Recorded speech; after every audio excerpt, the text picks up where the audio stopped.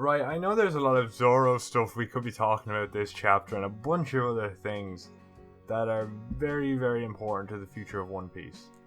But with the end of Wano upon us at this point, like within the next year, maybe year and a half, right? I believe we have to start talking about the fact that if Oda doesn't execute Dragon's character absolutely perfectly, it could be catastrophic to the story. Because if you think about it, right, he has been built up since chapter 100.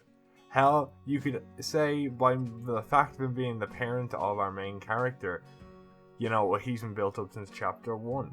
You could say that, but chapter 100 was when he first made an appearance. And then chapter, 325, I think, was when he was revealed as Luffy's father. So, that's a long time in the story, whichever way you look at it, right? And he's been built up, he's one of the longest people built up in the story, yeah?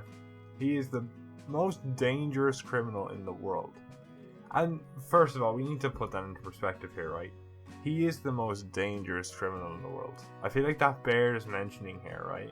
Because if you think about it, he now needs to to live up to the pure status, the pure gravitas of characters like Kaido, characters like Doflamingo, characters like Rox, who we haven't even heard of, but still has a similar gravitas.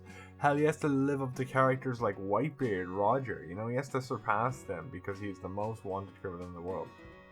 And you could say, oh, well, he just has knowledge, you know what I mean? That's why he is the greatest or most wanted criminal in the world. But Robin has knowledge, and God knows they undersell her like all hell. She is one of the most knowledgeable people in the world and one of the only people who has the ability to gain more knowledge. You know what I mean? And his story has to be fantastic. His backstory has to be given the proper amount of time. Because not only, as I said, is he the father of our main character and the most wanted person on the planet, but he is the future king of this new world, the future president, the future democratic leader, whatever you want to say. He is the future ruler of the One Piece world, or the Blue Sea, right?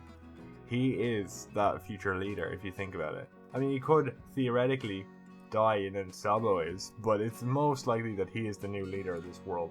So we need to understand his politics. We need to understand what he stands for.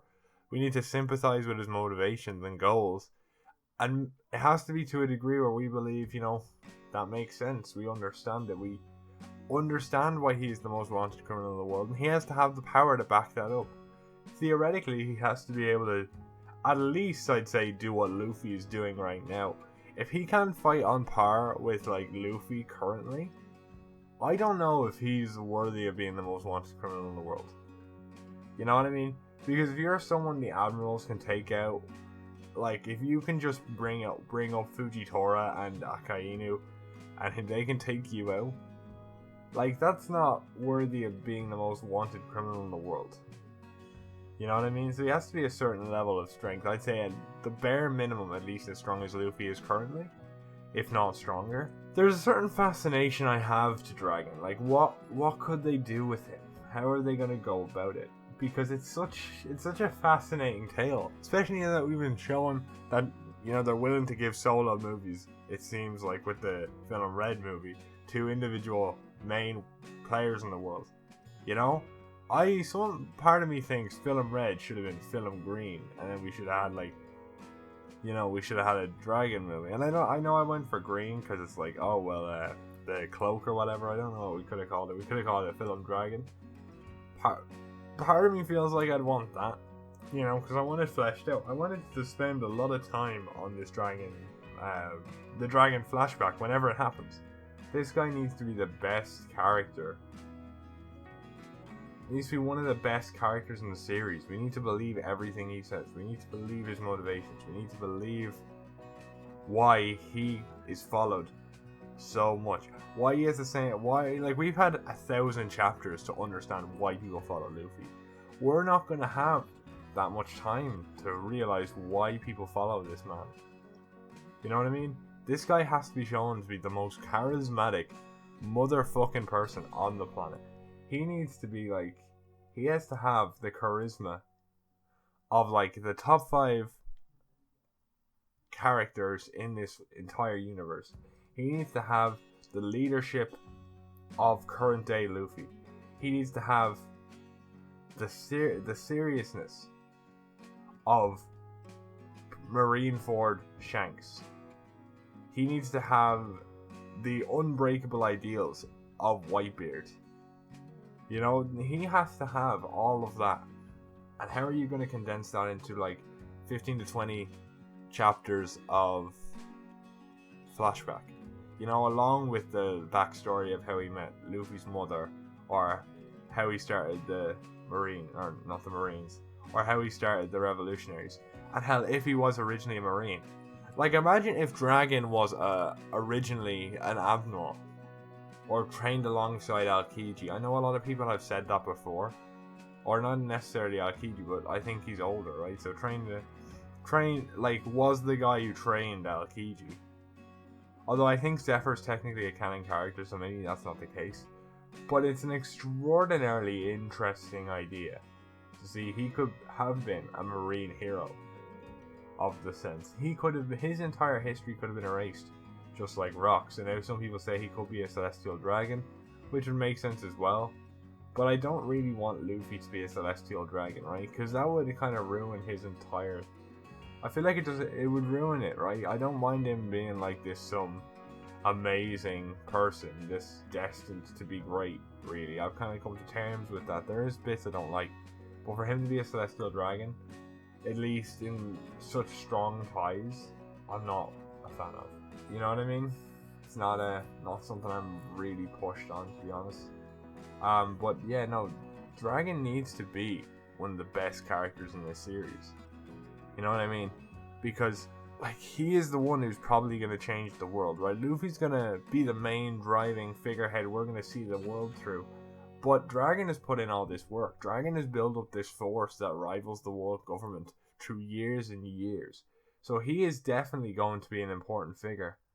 And how is Oda going to portray that? That is my question. Because we need to get this right, man. If One Piece ends in like 4 to 3 years, or, you know, like it's supposed to because of the 5-year timeline, even if we give it 5 years, even if from today on we were given Dragon news, right? From today, like from December 1st, 2021, if we were given Dragon news every couple weeks, you still wouldn't be able to flesh him out to the level that we kind of need him to.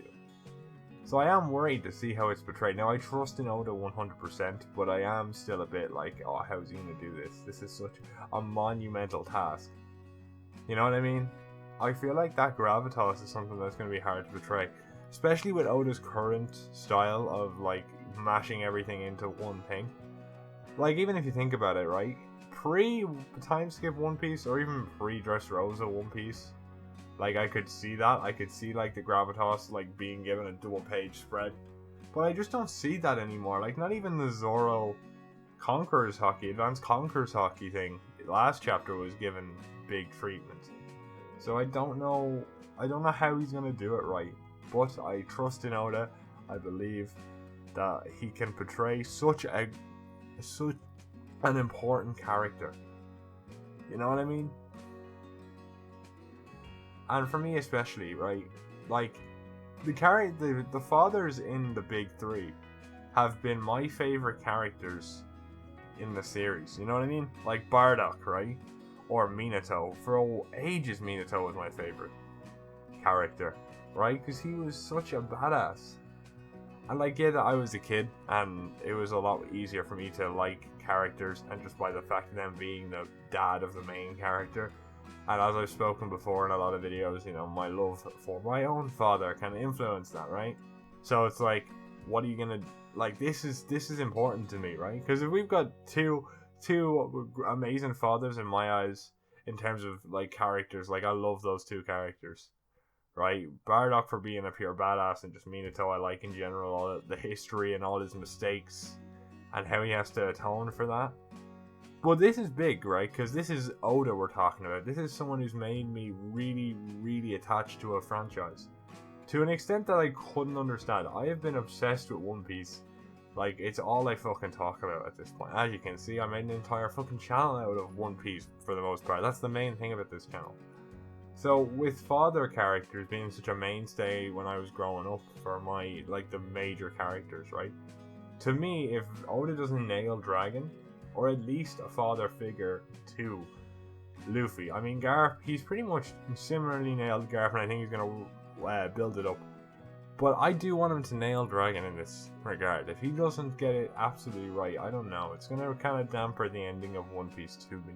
But I do trust in Oda. And you know what they say? A series of dragons is a 10 out of 10.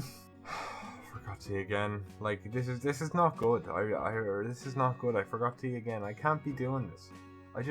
I can't be doing this, man.